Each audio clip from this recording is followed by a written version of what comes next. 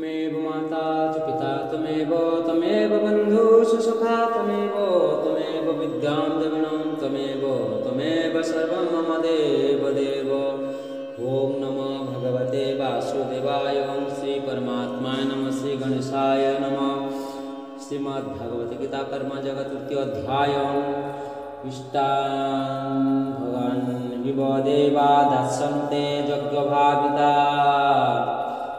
तेदर्थान प्रदायभ्याज भुङ्क्ते स्तेन एव स।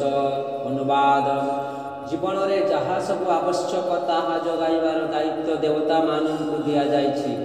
सेही देवता माने मानवर यज्ञानुष्ठान रे खुशी होई मानव को समस्त आवश्यक पदार्थ जगाती, किंतु ए सब अवदान को जे देवता मान को न दे निजे उपभोग करे से निश्चित रूपे एक चोर अटे।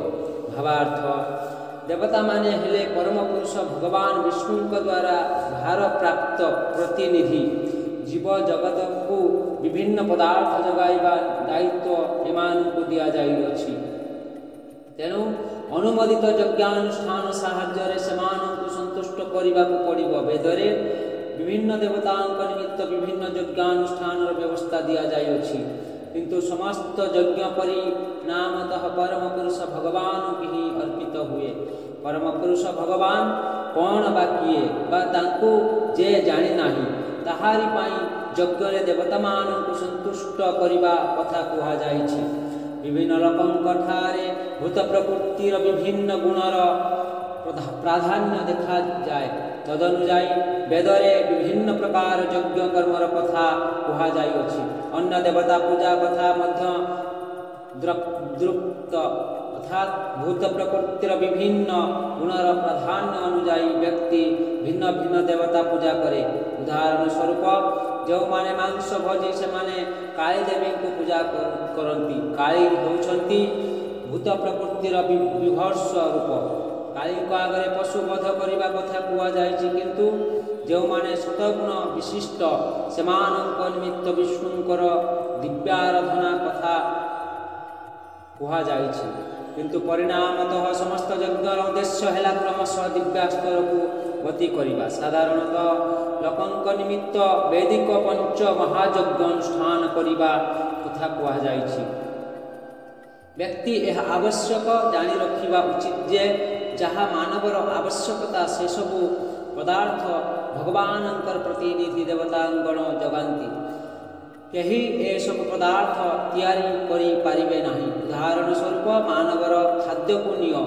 मानवर खाद्य कहले शस्य फल शाक सब्जी दुग्ध चीनी आदि पदार्थ को बुझाए।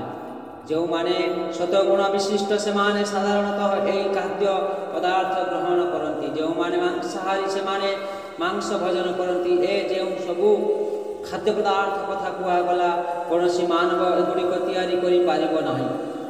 तत्परे आलोक ताप जल वायु आदि कथा निय। ए सब मध्य आमर दैनंदिन आवश्यक पदार्थ। ए सबको केबे हेले मानव समाज प्रस्तुत करि पारिब नाही। भगवानंक कृपा नहेले प्रचुर सूर्यलोक चंद्रलोक वर्षा वायु आदि आमको मिलिब नाही। यह न मिलिले यही बंची पारिबे नाही। वास्तविक भगवान ए सब पदार्थ जगाऊ थिबारु आम्भे माने बंचीछु। जहाकू आम्भे माने कल कारखाना रे तैयारी करूछु से कथा भी निय। कल कारखाना पाई पारद लुहा मंगानीज आदि अनेक घातक पदार्थ आवश्यक। एगुड़िक मध्य भगवान प्रतिनिधि देवता माने जगाती। ए सबू जगाई देवार उद्देश्य है जे आम्भे माने यार उपयुक्त व्यवहार करी आत्मानुभूति लाभ निमित्त आम्भमान प्रस्तुत करिबु एवं जीवनर परम लक्ष्य साधन निमित्त आम्भमान को प्रस्तुत करिबु। जीवनर परम लक्ष्य है ए भौतिक स्थिति रूपक जीवन संग्राम मुक्ति। यज्ञानुष्ठान कले जीवन ए लक्ष्य साधित हुए। जदि आम्भे माने मानव जीवनर उद्देश्य को भूली जिबा एवं देवता मानक ठारू द्रव्य ग्रहण करी इंद्रिय सुखरे मातिबा ताहेले आम्भे माने अधिक अधिक भौतिक बंधन रे बांधी हेबा। ଏହା ସୃଷ୍ଟିର ଉଦ୍ଦେଶ୍ୟ ନୁହେଁ। ତେଣୁ ଆମ୍ଭେମାନେ ବାସ୍ତବରେ ଚୋର ଅଟୁ ଏବଂ ସେଇଥିପାଇଁ ଭୂତ ପ୍ରକୃତି ଆମ୍ଭମାନଙ୍କୁ ଦଣ୍ଡ ଦେଉଅଛି। ଚୋର ସମାଜ କେବେ ହେଲେ ସୁଖୀ ହୋଇପାରିବ ନାହିଁ, କାରଣ ସେମାନଙ୍କର ଜୀବନର କୌଣସି ଲକ୍ଷ୍ୟ ନାହିଁ। ଯେଉଁମାନେ ଅତ୍ୟନ୍ତ ଜଡ଼ବାଦୀ ଚୋର ବଦମାସ, ସେମାନଙ୍କର ଜୀବନରେ କୌଣସି ଲକ୍ଷ୍ୟ ନାହିଁ ବା ପରମ ଲକ୍ଷ୍ୟ ସମ୍ବନ୍ଧରେ ଧାରଣା ନାହିଁ। ସେମାନେ କେବଳ ଇନ୍ଦ୍ରିୟ ସୁଖ ପଛରେ ଧାବିତ। କିପରି ଯଜ୍ଞାନୁଷ୍ଠାନ କରିବାକୁ ହେବ ସେ ଜ୍ଞାନ ମଧ୍ୟ ସେମାନଙ୍କର ନାହିଁ। ଶ୍ରୀ ଚୈତନ୍ୟ ମହାପ୍ରଭୁ ଅବଶ୍ୟ ଯଜ୍ଞାନୁଷ୍ଠାନର ଅତି ସହଜ ପନ୍ଥା ଦେଇ ଯାଇଛନ୍ତି। ଏହା ହେଉଛି ସଂକୀର୍ତ୍ତନ ଯଜ୍ଞ। ପୃଥିବୀରେ ପ୍ରତ୍ୟେକ ଏହା ଅନୁଷ୍ଠାନ କରିପାରିବେ। ଯେ କୃଷ୍ଣ ଚେତନା ବିଧି ଗ୍ରହଣ କଲା ସେ ଏହା ଆଚରଣ କରିପାରିବ, ଏଥିରେ କିଛି କଷ୍ଟ ନାହିଁ।